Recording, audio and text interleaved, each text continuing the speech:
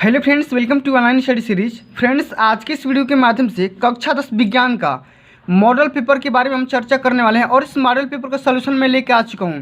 UP board ने अभी अभी इस मॉडल पेपर को जारी किया है। अगर आप इस अंतिम मॉडल पेपर को तैयार करके चले जाते हैं तो एग्जाम में आपको बहुत ही ज़्यादा काफ़ी ज़्यादा यहाँ पे हेल्पफुल मिलने वाला है। तो इस वीडियो को शुरू से एंड तक देखिए। उसके पहले वीडियो को लाइक कर दीजिए, चैनल पर नए हैं तो चैनल को सब्सक्राइब कर दीजिए, साथ में सारे बेल आइकन भी प्रेस कर दीजिए। और अगर आप 6 अप्रैल 2022 को एग्जाम में धुआं करना चाहते हो तो इस वीडियो को शुरू से एंड तक आपको देखना ही होगा। और इस मॉडल पेपर को यहाँ A to Z मैं यहाँ पे सोल्यूशन लेकर आ चुका हूँ। एक एक सवाल को बारीकी से समझेंगे और उसका यहाँ पे हल हम किस तरीके से लिखेंगे, आपको बोर्ड पेपर में किस तरीके से हल करना है, ये भी इस वीडियो के माध्यम से पता लग जाएगा। तो वीडियो को शुरू से एंड तक देखना है और इस मॉडल पेपर को यहाँ पे A to Z तैयार करके ही जाना है, ठीक ना। तो चलिए बिना किसी देरी के इस वीडियो को हम तैयार करते हैं। उसके वीडियो स्टार्ट करने से पहले एक बार फिर से मैं रिक्वेस्ट कर रहा हूँ, वीडियो को लाइक और चैनल को सब्सक्राइब जरूर कर देना। चलिए सबसे पहले हम यहाँ पे समझेंगे कि जो भी यहाँ पे आपके पेपर बनता है सेम टू सेम इसी पैटर्न पे आधारित आपका पेपर बनेगा। यहाँ पे आपका टाइम दिया रहेगा 3 घंटा 15 मिनट और यहाँ पे जो 15 मिनट का टाइम मिलता है इसी निर्देश को पढ़ने के लिए टाइम मिलता है, ठीक ना। कक्षा 10 पूर्णांक आपका 70 नंबर का होता है। तो अगर आप 70 में 70 स्कोर करना चाहते हो, ठीक ना, तो वीडियो को लाइक करना होगा और ज़्यादा से ज़्यादा शेयर करना होगा, ठीक ना। अपने दोस्तों में भी शेयर कर दीजिए। चलिए तो हम यहाँ पे निर्देश पढ़ते हैं। निर्देश हमारा है कि प्रारंभ के 15 मिनट परीक्षार्थियों को प्रश्न पत्र पढ़ने के लिए निर्धारित है। पहला निर्देश क्या है कि यह प्रश्न पत्र 3 खंड क, ख एवं ग में विभाजित है। प्रत्येक खंड का पहला प्रश्न बहुविकल्पी है जिसमें 4 उत्तर विकल्प दिए गए हैं। सही विकल्प चुनकर अपने उत्तर पुस्तिका में लिखिए। प्रत्येक खंड के सभी प्रश्न एक साथ करना आवश्यक है। प्रत्येक खंड नए पृष्ठ से प्रारंभ किया जाए, ठीक ना। जो भी आपके नए क्वेश्चन होंगे अगले पृष्ठ से स्टार्ट करना है। सभी प्रश्न अनिवार्य है। प्रश्नों के निर्धारित अंक उनके सम्मुख दिए गए हैं, जैसे यहाँ पे देख सकते हो, ठीक ना। यहाँ पे अगला यहाँ पे निर्देश पढ़ते हैं। आवश्यकता अनुसार अपने उत्तरों की पुष्टि स्वच्छ एवं नामांकित चित्रों एवं रासायनिक समीकरणों द्वारा कीजिए। तो ये आपका निर्देश हो गया। अब चलिए हम खंड क को स्टार्ट करते हैं, ठीक ना। तो हमारे खंड क में देखिए 4 यहाँ पे प्रश्न यहाँ पे बहुविकल्पी दिए गए हैं। चारों को हम किस तरीके से हल करेंगे उसको समझते हैं। सबसे पहला क्वेश्चन जो कि फिजिक्स से क्वेश्चन पूछा गया है कि अनंत एवं उत्तल दर्पण के ध्रुव P के बीच रखी वस्तु का प्रतिबिंब कहाँ और किस प्रकृति का होगा। दर्पण के पीछे P एवं F के बीच आभासी एवं सीधा, दर्पण के पीछे P एवं F के बीच आभासी एवं उल्टा, दर्पण के सामने वास्तविक एवं सीधा, दर्पण के सामने आभासी एवं सीधा, यहाँ F फोकस है। तो देखिए जब किसी भी वस्तु को अनंत एवं उत्तल दर्पण ध्रुव के P के बीच में रखते हो तो उसका जो प्रतिबिंब बनता है दर्पण के पीछे बनता है, ठीक, और P और F के बीच में बनेगा और आभासी और सीधा बनेगा, ठीक ना। तो इसको हम कैसे हल करेंगे, सबसे हम यहाँ पे पहले लिखेंगे खंड क, प्रश्नोत्तर संख्या 1, यहाँ पे लिखेंगे 1, यहाँ पे क, और क का कौन सा ऑप्शन सही है, तो क का पहला ऑप्शन सही है। दर्पण के पीछे P एवं F के बीच आभासी एवं सीधा, इसको यहाँ पे लिख देना है, ठीक। चलिए अगला क्वेश्चन, निम्नलिखित में से कौन सा पद विद्युत शक्ति को सही निरूपित करता है। तो P बराबर क्या होता है V इंटू आई। तो थर्ड ऑप्शन हमारा क्या हो जाएगा, सही हो जाएगा। थर्ड ऑप्शन को हम टिक करके यहाँ पे लिख देंगे, ख का थर्ड ऑप्शन, फिर यहाँ पे ऑप्शन जो आपका सही है। अगला क्वेश्चन कि लघु पतन के समय परिपथ में विद्युत धारा का मान होता है। बहुत कम होता है, परिवर्तित नहीं होता, बहुत अधिक बढ़ जाता है, निरंतर परिवर्तित होता है। तो बहुत अधिक बढ़ जाता है, तो ग का थर्ड ऑप्शन और यहाँ पे लिख देंगे बहुत अधिक बढ़ जाता है। ग का थर्ड ऑप्शन बहुत अधिक बढ़ जाता है। इस तरीके से आपको करना है, ठीक ना। चलिए अगला क्वेश्चन, स्वस्थ आंख के लिए दूर बिंदु होता है, अनंत पे होता है, तो हम यहाँ पे लिख देंगे अनंत पर। इस तरीके से आपको हल करना है। चलिए अगला क्वेश्चन जो कि मोस्ट इंपॉर्टेंट है। अगला क्वेश्चन, इसमें जितने भी टाइप के न्यूमेरिकल होंगे हम उसको बताएंगे, हल करके दिखाएंगे, ठीक ना। तो नेत्र की संयोजन क्षमता से क्या अभिप्राय है। तो देखिए नेत्र की संयोजन क्षमता या समंजन क्षमता भी पूछ देता है। तो नेत्र की वह क्षमता जिसके कारण वह अपनी फोकस दूरी को समायोजित करके निकट तथा दूरस्थ वस्तुओं को फोकसित कर लेता है, नेत्र की संयोजन या समंजन क्षमता कहलाती है। समझ गए ना कि नेत्र की वह क्षमता जिसके कारण वह अपनी फोकस दूरी को समायोजित करके निकट तथा दूरस्थ वस्तुओं को फोकसित कर लेता है, नेत्र की समंजन क्षमता या संयोजन क्षमता कहलाती है।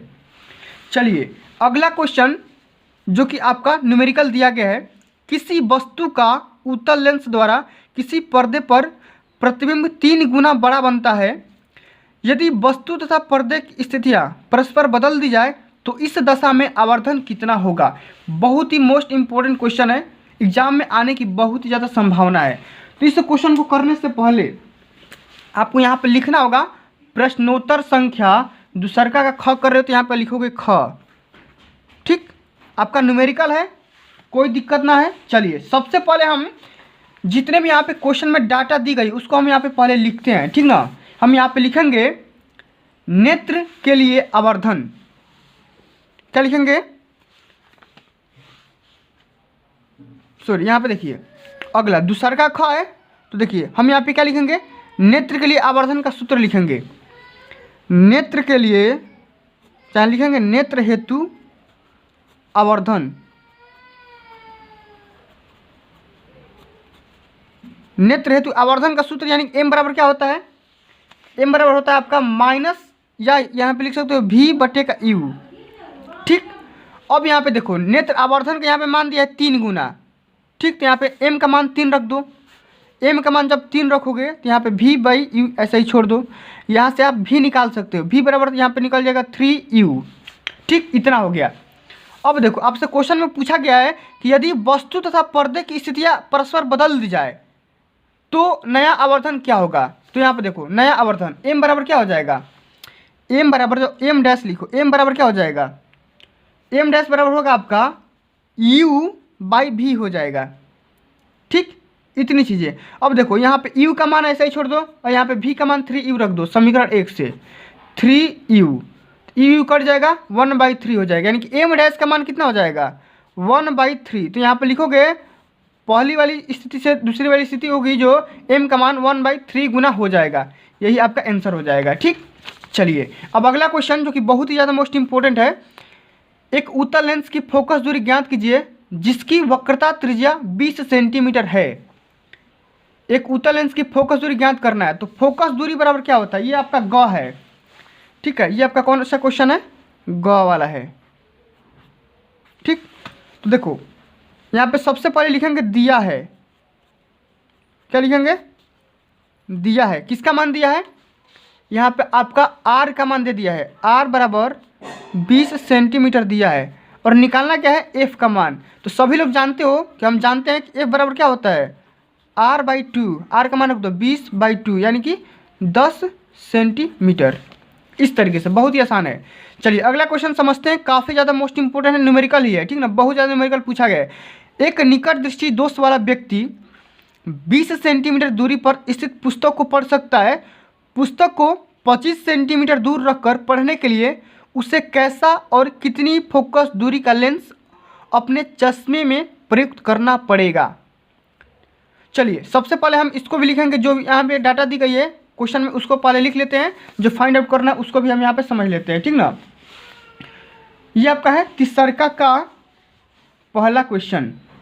ठीक, तो हम यहाँ पे लिखेंगे प्रश्नोत्तर संख्या 3। क्या लिखेंगे, बहुत ही अच्छे ढंग से लिखेंगे प्रश्नोत्तर संख्या 3 और इसको अंडरलाइन कर देना है। ठीक, इस तरीके से। चलिए हम यहाँ पे लिखेंगे दिया है। ठीक ना, क्या लिखेंगे, जो भी आपकी डाटा क्वेश्चन में दी गई है वहाँ पे हम लिख देंगे क्या क्या दिया है। तो देखो 20 सेंटीमीटर की दूर दिया है, तो दूरी का मान यहाँ पे 20 सेंटीमीटर दिया है, यानी कि यू का मान दिया है। तो यू हमेशा हमेशा निगेटिव होता है। अब यहाँ पे देखो 25 सेंटीमीटर दूर रखकर पढ़ने के लिए, यानी कि दूर रखने, यानी कि भी का मान भी यहाँ पे निगेटिव हो जाएगा। ठीक ना, 20 सेंटीमीटर दूर स्थिति पर खूब पढ़ सकता है। तो देखो सबसे पहले यहाँ पे भी का मान दे दिया है और यू का मान यहाँ पे क्या हो जाएगा 25, यू का मान यहाँ पे 25 होगा और भी का मान यहाँ पे क्या हो जाएगा, ये होगा भी। ठीक, और ये हो जाएगा आपका 25 यू, इस तरीके से। ठीक ना, अब देखो करना क्या, आपको फोकस दूरी इसमें निकालना है। तो फोकस दूरी यानी कि स्मॉल एफ का मान निकालना है। सभी लोग जानते हो कि लेंस का सूत्र क्या होता है कि 1/f बराबर क्या हो जाएगा 1/v माइनस 1/u। मान रख दो 1/v का मान 1 बटे में माइनस ये 20। ठीक, और देखो ये माइनस माइनस क्या हो जाएगा प्लस, 1/25। एलसीएम लोगे 100, 20 पाँचेगा 100 और 25 चौका 100, यानी कि माइनस में 1/100। तो एफ का मान क्या आ जाएगा, एफ का मान यहाँ से आ जाएगा आपका -100 सेंटीमीटर। इस तरीके से आपको हल करना है, बहुत ही आसान है, 4 नंबर का है, ठीक ना, बहुत ही आसान है और 4 नंबर का है। चलिए अगला क्वेश्चन यहाँ पे देखो, अथवा में दिया है रेखीय आवर्धन किसे कहते हैं, लेंस द्वारा आवर्धन का सूत्र लिखिए। तो मैं इसको करना नहीं है, ये अगर कर दिए तो इसको नहीं करना है, लेकिन मैं आपको बताता हूँ कि रेखीय आवर्धन क्या होता है। तो रेखीय आवर्धन का परिभाषा ये होता है कि किसी भी वस्तु के प्रतिबिंब और उस वस्तु की, ठीक, वस्तु की दूरी, प्रतिबिंब और वस्तु की लंबाई के अनुपात को क्या बोलते हैं, रेखीय आवर्धन बोलते हैं, ठीक ना। और रेखीय आवर्धन का सूत्र क्या होता है, m = v/u होता है, ठीक। चलिए अगला क्वेश्चन क्या बोला जा रहा है कि 20, 24, 30 ओम प्रतिरोध वाले 3 तार श्रेणी क्रम तथा समांतर क्रम में जुड़े हुए हैं, प्रत्येक दशा में तुल्य प्रतिरोध ज्ञात करिए। बहुत ही ज़्यादा मोस्ट इंपोर्टेंट ये क्वेश्चन है, ठीक ना, और ये हर साल पेपर में पूछा जाता है, ठीक ना, ये हर साल आपके पेपर में पूछा जाता है। तो इस क्वेश्चन को कैसे हल करोगे इसको समझते हैं, ठीक ना। चलिए बहुत ही आसानी से हल करेंगे, ठीक ना। देखो सबसे पहले हम यहाँ पे लिखेंगे, जो यहाँ पे प्रतिरोध दिया गया उसका मान यहाँ पे लिख देंगे। हम कर रहे हैं तीसरका का ख, तीसरका का यहाँ पे हम ख वाले क्वेश्चन को कर रहे हैं। सबसे पहले हम लिखेंगे यहाँ पे गिवन दिया है, क्या क्या दिया है, R1 का मान दिया है 20 ओम, R2 का मान दिया है 24 ओम और R3 का मान दिया है 30 ओम। ये आपके क्वेश्चन में दिया है।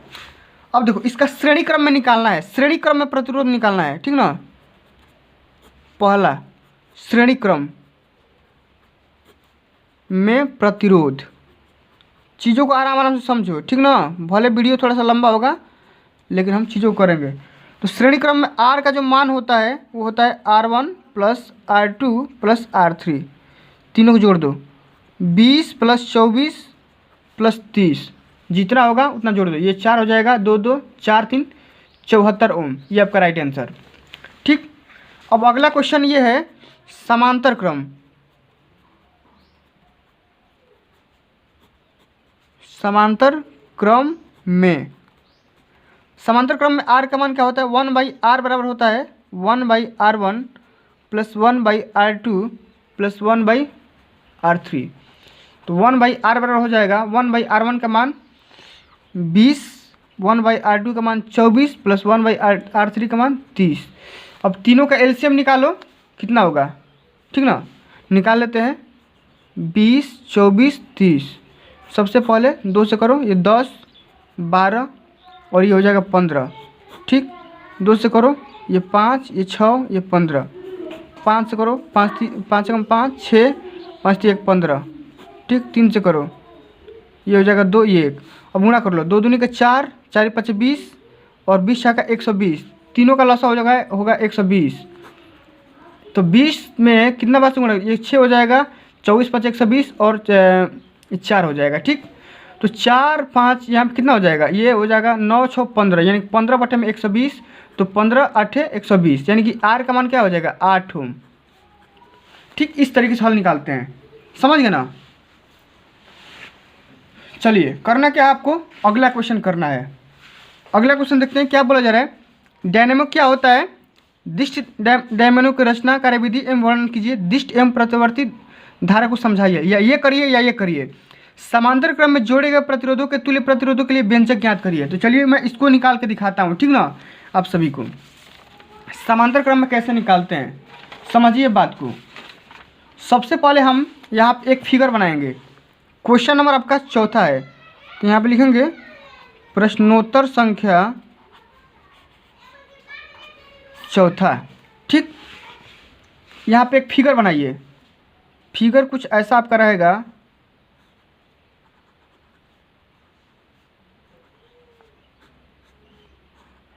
ठीक। इस तरह से कोई फिगर बन रहा है, यहाँ पे देखिए समझिए, ये आपका I1 हो गया, ये आपका I2 हो गया, ये आपका I3 हो गया, ये आपका R1 हो गया, ये आपका R2 हो गया, ये आपका R3 हो गया। समझ गया नहीं, इतना तो सभी लोग समझते होंगे।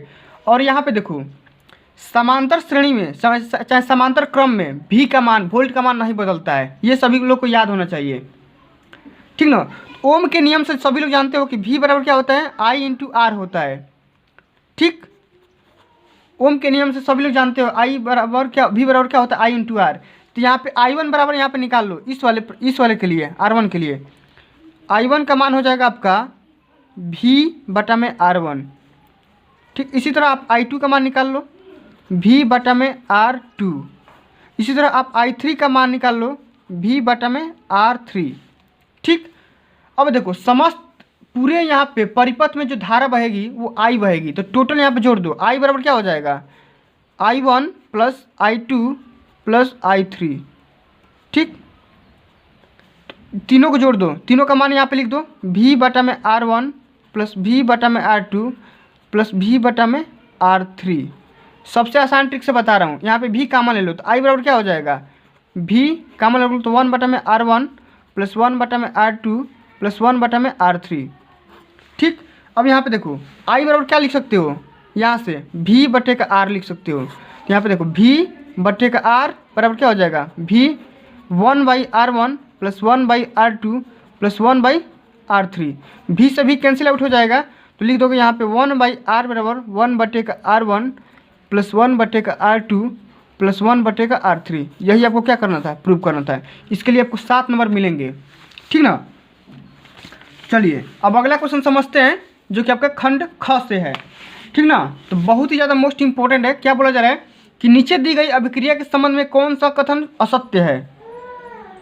असत्य वाला कथन बताना है कि 2BOS यानी कि solid, C solid, carbon solid और 2PbS और CO2 गैस इसमें टूट जाता है, ब्रेक हो जाता है। शीशा अपचयित हो रहा है, कार्बन डाइऑक्साइड अपचयित हो रहा है, कार्बन अपचयित हो रहा है, लेड ऑक्साइड अपचयित हो रहा है। बताना है कौन सा सत्य है। तो यहाँ पे देखो शीशा अपचयित नहीं हो रहा है, शीशा कभी अपचयित नहीं होता है, तो ये वाला भी गलत हो जाएगा, ठीक ना। और देखो बी वाला कार्बन डाइऑक्साइड अपचयित हो रहा है, तो दोनों गलत हो जाएंगे। तो यहाँ पे देखो ऑप्शन ए और बी दोनों टिक कर लो, तो आप यहाँ पे पहला ऑप्शन ये वाला सही हो जाएगा, दोनों क्या हो जाएंगे, गलत हो जाएंगे, ठीक ना। चलिए एसिटाल्डिहाइड का आईयूपीएसी नाम बताइए। एसिटाल्डिहाइड का आईयूपीएसी नाम होता है आपका एथेनॉल, ठीक ना, एथेनॉल। चलिए अब अगला क्वेश्चन है, यूरेनियम है। यूरेनियम का है एक अंतः संक्रमण धातु है, अंतरा ये क्या हो जाए, संक्रमण धातु है। तो अब है हम यहाँ पे आप सभी को बता दे रहा हूँ कि कौन कौन सा यहाँ पे क्वेश्चन मोस्ट इंपॉर्टेंट है, उसको यहाँ पे समझ लेते हैं, ठीक ना। चलिए यहाँ पे देखिए अगला क्वेश्चन है कि बेकिंग सोडा का रासायनिक नाम एवं अणु सूत्र लिखिए, इससे बनाने की विधि तथा रासायनिक समीकरण लिखिए, ठीक। वीडियो बहुत ही ज़्यादा लंबा हो गया, अगली आने वाली वीडियो के माध्यम से खंड ग भी बता देंगे और ये भी क्वेश्चन बता देंगे, लेकिन आप क्वेश्चन को समझ लीजिए। तेल तथा वसायुक्त खाद्य पदार्थों को नाइट्रोजन से प्रभावित क्यों किया जाता है, ये आपको बताना है। वात्याभट्टी का निमांकित चित्र बताना है। लिथियम तथा मैग्नीशियम के उदाहरण द्वारा विकर्ण संबंध को समझाइए, ये आपको आंसर देना है। कार्बन का चतुष्फलकीय प्रकृति पर टिप्पणी लिखिए, ये आपको बताना है। प्लास्टर ऑफ पेरिस क्या होता है, इसे बनाने की विधि एवं गुण लिखिए और उपयोग बताइए, 4 नंबर का होता है। एथिल एल्कोहल से आयोडोफार्म तथा डाई एथिल ईथर कैसे प्राप्त करते हैं, केवल समीकरण दीजिए, ठीक। साबनीकरण पर टिप्पणी, एष्टीकरण पर टिप्पणी और समजातीय श्रेणी पर संक्षिप्त टिप्पणी लिखिए, बहुत ज़्यादा मोस्ट इंपॉर्टेंट है। अब चलिए यहाँ पे खंड ग को समझते हैं। पौधों में भोजन का स्थानांतरण होता है, किसके द्वारा होता है, तो ये होता है फ्लोएम के द्वारा, ठीक ना। चलिए अगला क्वेश्चन, निम्न में से कौन मानव में मादा जनन तंत्र का भाग नहीं है, तो ये आपका है शुक्रवाहिका, ठीक। अगला क्वेश्चन कि मस्तिष्क उत्तरदायी है सोचने के लिए, हृदय स्पंदन के लिए, शारीरिक संतुलन बनाने के लिए, उपरोक्त में सभी, तो सभी के लिए ये मस्तिष्क काम करता है, तो उपरोक्त सभी इसका राइट आंसर हो जाएगा, ठीक ना। चलिए अगला क्वेश्चन क्या बोला जा रहा है कि समजात अंगों का उदाहरण है। समजात अंग कौन सा होता है, उपरोक्त में से सभी। हमारा हाथ, कुत्ते का अप्रदान, हमारा दांत और हाथों की दांत। यहाँ पे देखो समजात अंग बताना है, ठीक ना। हमारा दांत और यहाँ पे आलू एवं घास के ऊपरी बहु, ठीक ना। तो इसका जो भी यहाँ पे राइट आंसर होगा देख लेना, ठीक ना। चलिए अगला क्वेश्चन, भोजन के पाचन में लार की क्या भूमिका है। इंसुलिन के अल्प स्राव में रुधिर में ग्लूकोज की प्रतिशत मात्रा बढ़ जाने के वाले रोग का नाम लिखिए। निषेचन क्या होता है बताना है। बाह्य तथा आंतरिक निषेचन के बारे में भी अंतर स्पष्ट करना है। अगला क्वेश्चन, अलैंगिक जनन की अपेक्षा लैंगिक जनन द्वारा उत्पन्न विभिन्नताएं अधिक अस्थायी है, व्याख्या करना है। यह लैंगिक प्रजनन करने वाले जीवों के विकास को किस तरह प्रभावित कर सकता है या करता है। लिंग गुणसूत्र से आप क्या समझते हैं, नर तथा मादा में लिंग गुणसूत्र का विनाश लिखिए, ये आपको बताना है। उत्सर्जन से क्या आप समझते हैं, मनुष्य के उत्सर्जी अंगों के नाम लिखिए, ये करिए या ये करिए। पुष्प के अनुदैर्ध्य काट का नामांकित चित्र बताइए, बनाना है, इसके विभिन्न अंगों के नाम भी लिखना है, ठीक ना। अगला क्वेश्चन, ऐसे दो ऊर्जा स्रोतों के नाम लिखिए जिन्हें आप नवीकरणीय मानते हैं, अपने चयन के लिए तर्क दीजिए।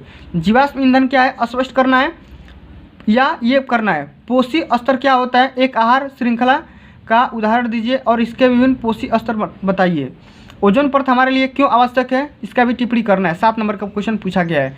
ये आपको यहाँ पे पूरा का पूरा हमने बता दिया और फिजिक्स का पूरा यहाँ पे प्रश्न सॉल्व करवा दिया। आगे आने वाले वीडियोज़ के माध्यम से हम खंड ख और खंड ग दोनों को सॉल्व करेंगे। तो अगर आप चाहते हैं खंड ख और खंड ग का सलूशन पाना तो इस वीडियो को लाइक करिए, ज़्यादा से ज़्यादा शेयर करिए और चैनल को सब्सक्राइब कर लीजिए ताकि मैं अपलोड करूँगा तो आपके पास नोटिफिकेशन चला जाएगा। तो फ्रेंड्स आज के लिए बस इतना ही। ये वीडियो आपको अच्छी लगी होगी, हेल्पफुल लगी, वीडियो को लाइक करिए, ज़्यादा से ज़्यादा शेयर करिए। मिलते हैं अगली वीडियो में, तब तक के लिए जय हिंद, जय भारत, वंदे मातरम।